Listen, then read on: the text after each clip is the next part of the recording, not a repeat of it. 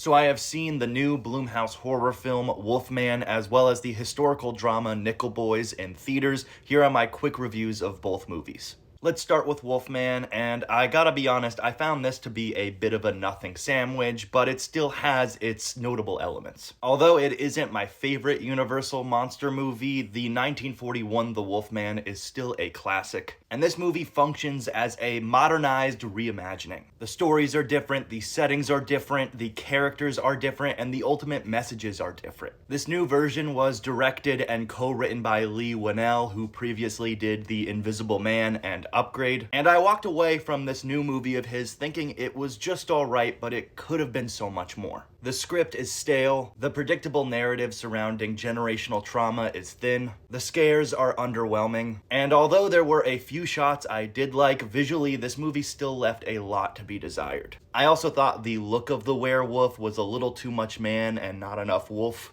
With all that being said though, I do think stars Christopher Abbott and Julia Garner turn in decent performances, especially Abbott, who really sells the grisly transformation from man to werewolf, which provides us with some gnarly body horror and practical effects. And I actually like how this movie shows us the world through a werewolf's perspective. All in all, a very mixed bag. I give Wolfman a 2.5 out of 5. Now let's move on to Nickel Boys. I have been waiting to see this movie since last November, and I'm so glad I finally did because this is pretty much for sure going to be in my top 10 of 2024. Directed by Ramel Ross and co-written by Ross and Jocelyn Barnes, Nickel Boys is based on the novel The Nickel Boys, which is based on a true story. What can I say? This movie left me in awe. It's a powerful piece of cinema that's ambitious in scope, exploring some very upsetting, some very disturbing, and some very real realities to heart-shattering effect. And overall, this is a very well-made movie. It's attentive in its direction and writing. It's tremendously acted by its entire cast, and that particularly goes for Ethan Harisi, Brandon Wilson, and Anjanou Ellis-Taylor. And I love how this movie takes a major creative risk in being filmed in the first-person point of view. It does take some getting used to, but the visual storytelling here is remarkable. You feel right there with the characters, and the focus on detail is truly something to behold. Go see this movie in theaters if you can. I think it's a must watch. I give Nickel Boys a 4.5 out of 5.